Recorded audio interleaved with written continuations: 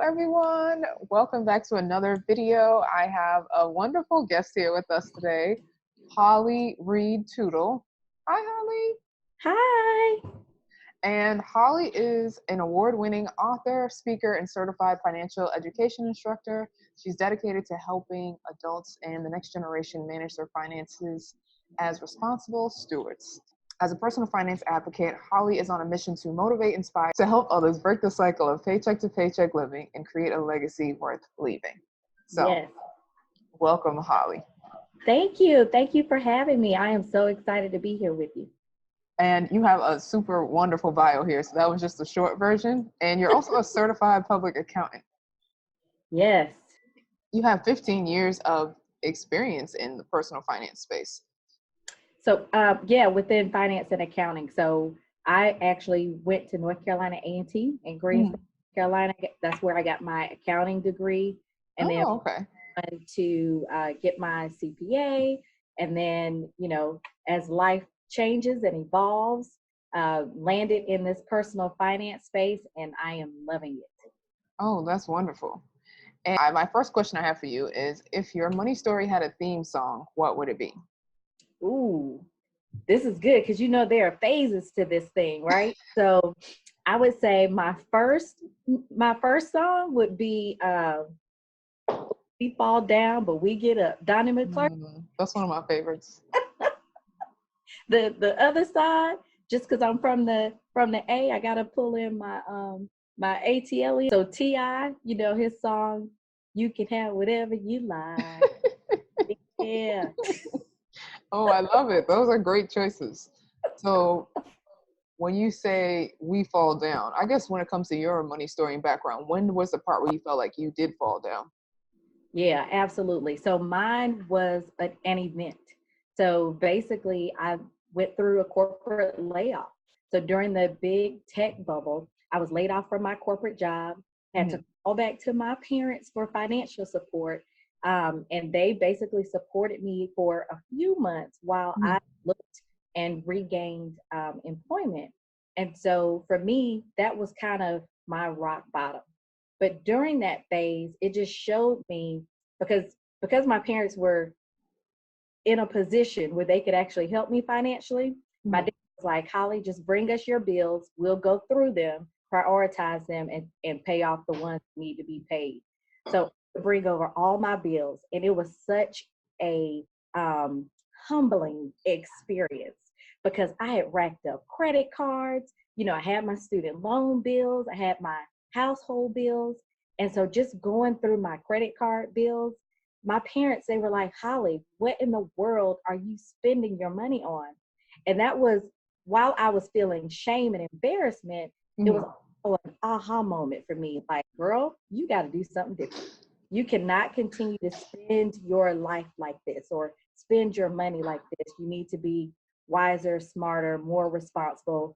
Time to be an adult. And so for me, that was kind of my absolute rock bottom, where it triggered something for me to start reading, learning everything that I could so that I could be better with my money. I love that. And that's such a blessing that you had parents there to help you. Well, exactly. And I say that, and I make that point because not everyone has that, right? I understand that was a blessing that I had somebody that I could go to. But what do you do when you don't have that safety net, when you don't have somebody you can go to? And that's, I think, how a lot of people, unfortunately, spiral into, even larger sums of debt, because then you have to go payday loan, or you try to go get some financing, or you go to other places, undesirable places, to get money just so you can make ends meet.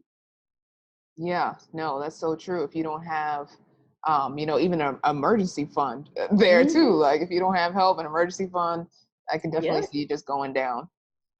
So since the title of this video is How to Pay Off Debt Without Sacrificing Your Lifestyle, what's one service or product or item that you cannot live without, that you will not live without sacrificing your lifestyle for?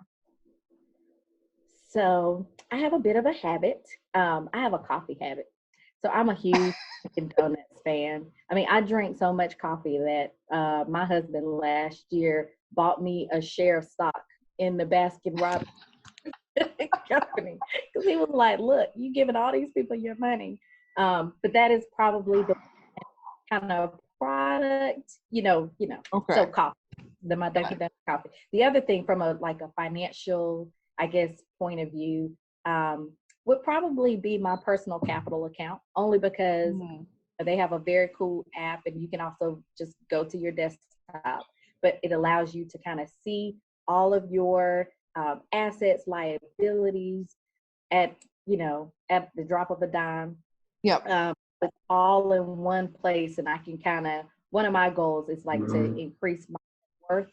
And Mhm. so I'd probably check personal capital probably every 3 or 4 days, just trying to see how I'm moving along Oh, and trying to wow. reach my goal before the end of the year. Yeah. No, that's awesome. On track, but with this talk about recession, I'm like, let's Uh, get there. oh, I know. That talk has everyone a little bit like, oh, what am I gonna do? But Right. I too am a huge coffee fan, so we have that in common. And I use personal capital as well to check my net worth, so I definitely love that app. Yes. Um, do you feel that mindset plays a role in getting serious about paying off your debt? Absolutely. Mindset is everything. And so everything we do with money starts with our thoughts, right? Mm-hmm. And so thoughts, that creates how we feel about things.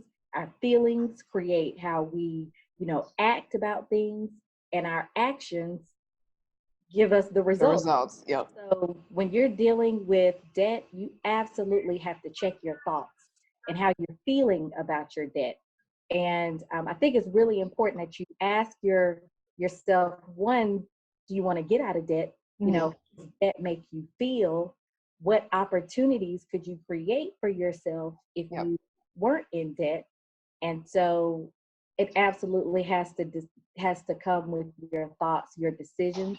That's going to lead to the actions that's really going to propel you towards the results that you're looking for, whether that's debt-free living, whether that's, whatever it is.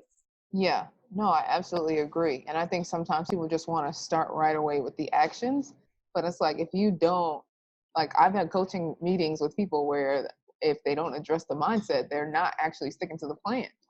Right. Absolutely. And I actually talk about that. Like you absolutely need, a specific goal, like when you're trying to get out of debt. And so that's when you're setting that goal, that's when you kind of work through what's more important to you. What's more important to you is kind of come through how you think about money. Like what Hmm. is important for you to have, the latest car or the, nice clothes, or is it more important for you to set your future self up, like Yep. when you are older, 20, 30 years later. And so those are things that are going to help you set your goals. Then you're going to need a plan, right? And so we help people work through and create their plan. And then you also need some kind of accountability or support group or support community. So those are the three things that you absolutely have to start with, or Hmm.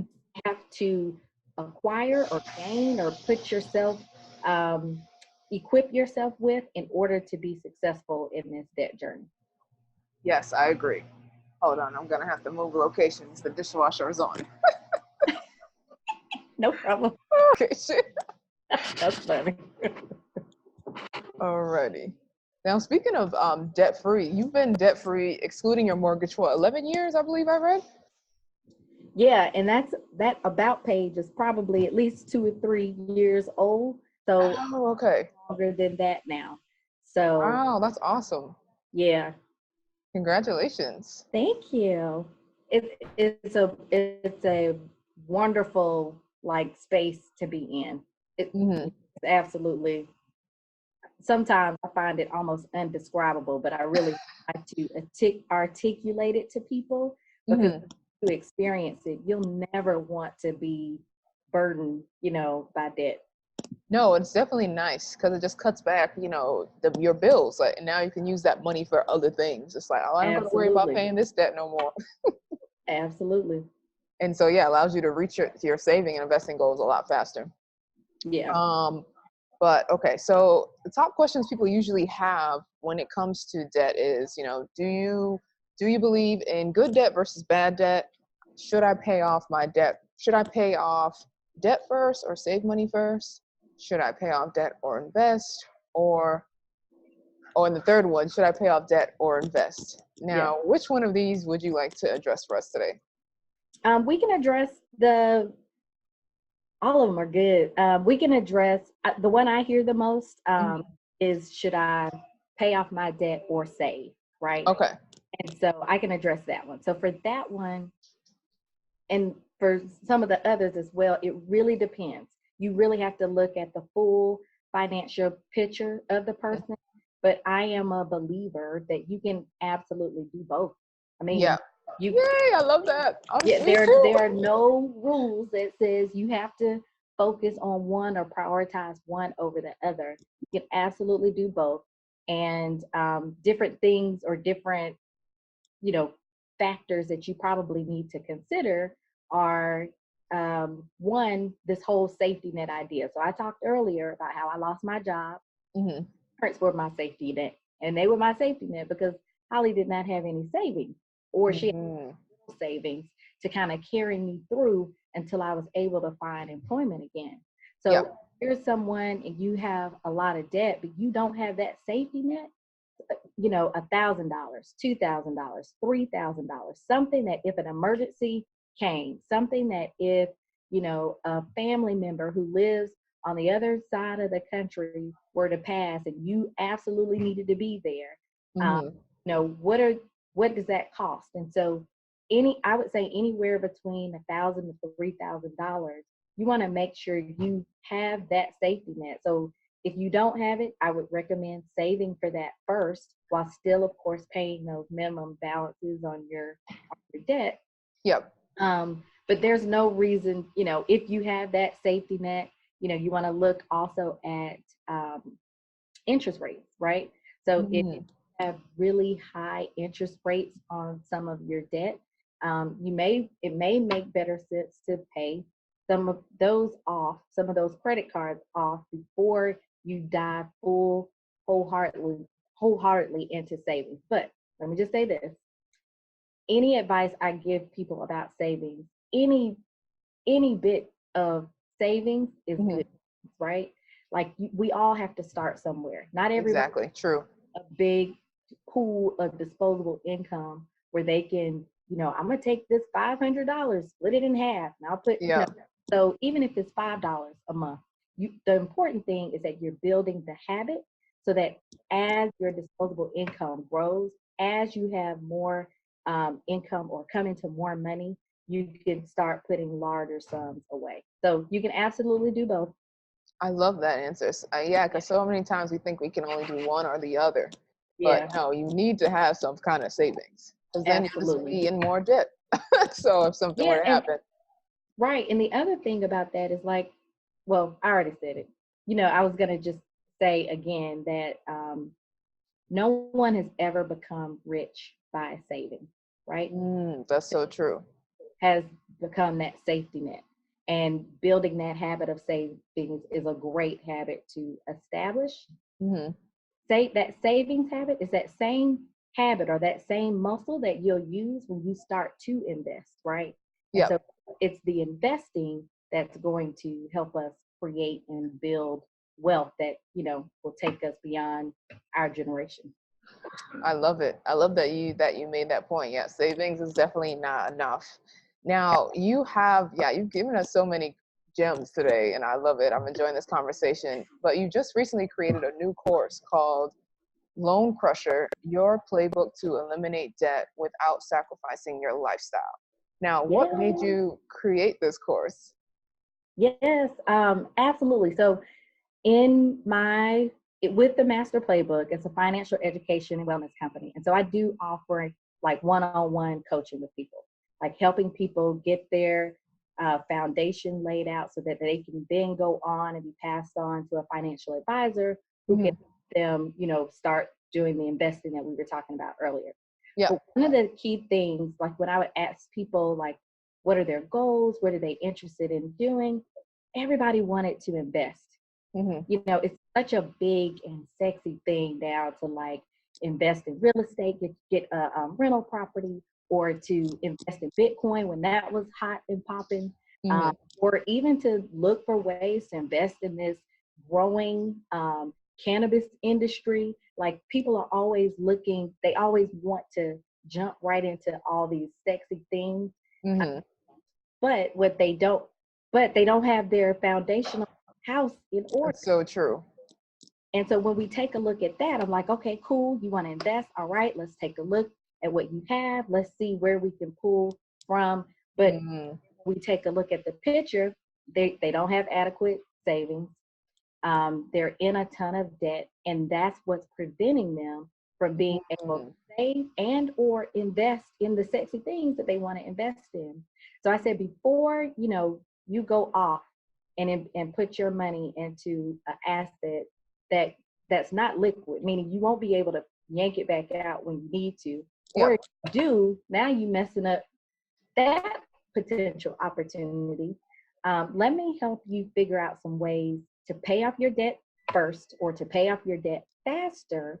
You can continue to live the lifestyle that you want to live, that it'll give you that extra cash to actually start looking at some of the other investment platforms and things that are out there. And so to me, debt was always the most consistent crippling factor into why people weren't able to go on and do some of the things they really wanted to do. I love that. And it's so true. Yes, we do always want to do the sexy things, but if our foundation isn't right, the mindset isn't right, if we don't have a plan, if we're not building those habits, it's going to be hard to even build the wealth. Yeah. And the other thing is when I set out to try to create something for people who, may have felt burdened or overwhelmed with debt, the other thing that I saw is that a lot of the courses or a lot of the strategies out there were about cutting your spending, to the point where you're eating ramen noodles and rice and beans. Oh my gosh. Just to, kind of claw your way out of debt. Now, I'm not knocking that, because I think there's a time and a place, but cutting expenses is like dieting. It can be a temporary fix, and it really is only helpful if you want to cut the expense.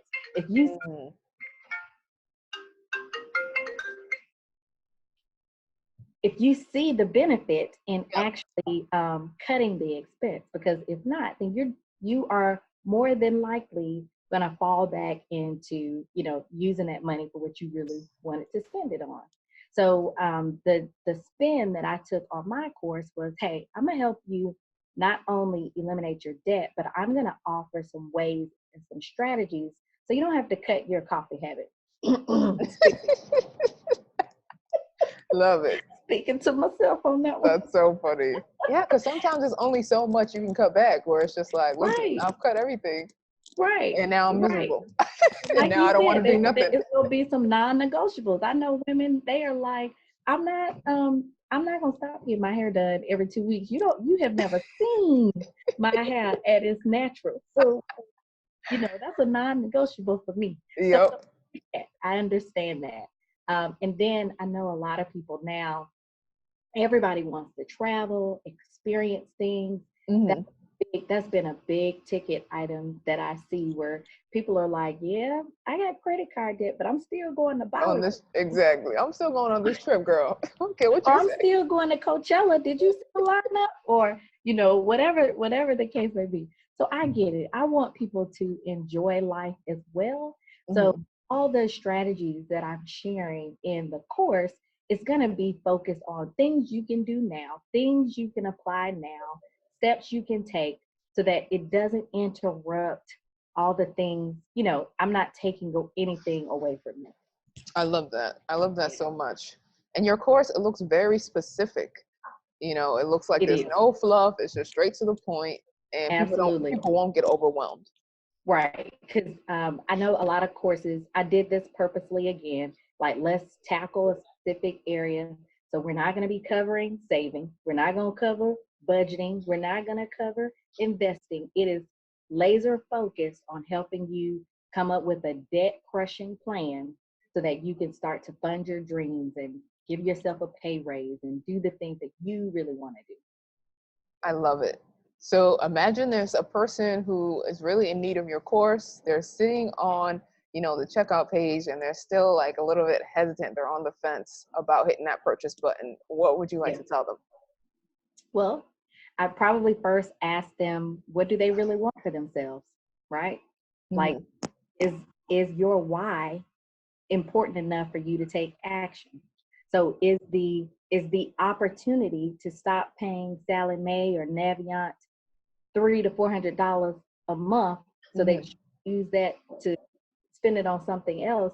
How important is that to you? But then I'd also share that, like I said before, there are thousands of blogs, lots of books, things that you can go read, spend years, investigating, researching, go through trial and error like I did for years, just trying to figure out what was going to work for me. You can happily go and do that if you have that kind of time. But if you're looking for a guided experience where, like I said before, where you have that accountability, that supportive community, proven methods. Right, where you don't have to go do any of that research. I've got it all lined up step by step. And there's a guarantee with it as well. There's a 30-day money back guarantee. So if you come and you think this isn't for me or you're not interested, once you take a peek, then I will give you your money back. 30-day guarantee. Wow. So there's really no excuses. Like people just need to make the investment, and I'm here to help the people. Exactly. we're trying to help the people. Trying to help the people. I love it. But now your course, it's closing soon. So if this is something that you're interested in, you have to really act fast because it's not open all year round. Yeah, and I can send you the exact deadline, but I'm thinking it's going to close on this Saturday. So midnight, Sunday, it'll be over. So if you think this is something that you would be interested in, I would love to have you. We already have it's a small group, probably about 15 or 16 people in the class now, and so I would welcome anyone else who would be interested in participating and going through this transformation in a supportive way. Oh, I love it. Yeah. So if sounds like something you're interested in, if you're on the fence, you just need to take that step to reaching your goals. If that is a goal that you have for 2019, because we're about to enter 2020. This last year you said you was going to do it. Right? Like not keep saying yesterday, you said tomorrow. That's right. Take action. Take action. But thank you so much for being here today, Holly. Is there any other way that people can keep in contact with you? Yeah, absolutely. I am most active on Instagram at the Master Playbook. Okay. I'm also active on Facebook, a little bit on Twitter. So all under the Master Playbook. And you'll see my picture, my smiling face, trying to welcome you guys to join the group of playmakers that I work with. I love it. Well, that's all we have for you guys today. Thank you so much for tuning in. And remember to just take action. If this is something that you're interested in, if paying off your debt has been one of your goals, make sure you do not hesitate any longer.